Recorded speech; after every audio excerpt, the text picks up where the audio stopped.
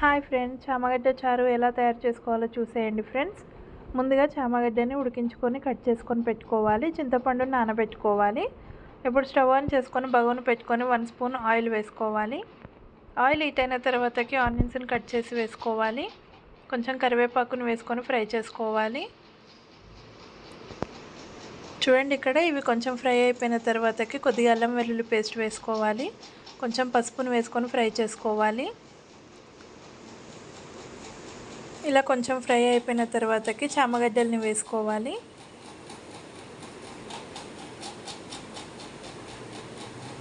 చామగడ్డల్ని వేసుకొని మంచిగా ఫ్రై చేసుకోవాలి.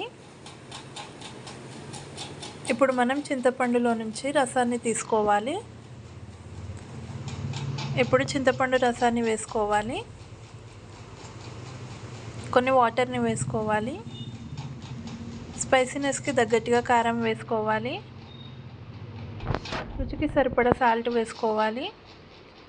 కొంచెం ధనియా పౌడర్ వేసుకోవాలి. కొంచెం గరం మసాలా వేసుకోవాలి. కొంచెం జీలకర్ర మెంతుల పొడి వేసుకోవాలి. ఒకసారి మొత్తం కలిపేసుకోవాలి ఫ్రెండ్స్. ఇప్పుడు మనం మసలు పెట్టుకోవాలి. చూడండి, ఇక్కడ మసులుతుంది కదా. ఇప్పుడు ఫైనల్గా కొత్తిమీర వేసుకొని ఒకసారి మొత్తం కలిపేసుకోవాలి ఫ్రెండ్స్. ఇప్పుడు మనం స్టవ్ ఆఫ్ చేసేసుకుందాం. ఎంతో టేస్టీగా ఉండే చామగడ్డ చారు రెడీ. నచ్చితే like, share and subscribe to my channel friends.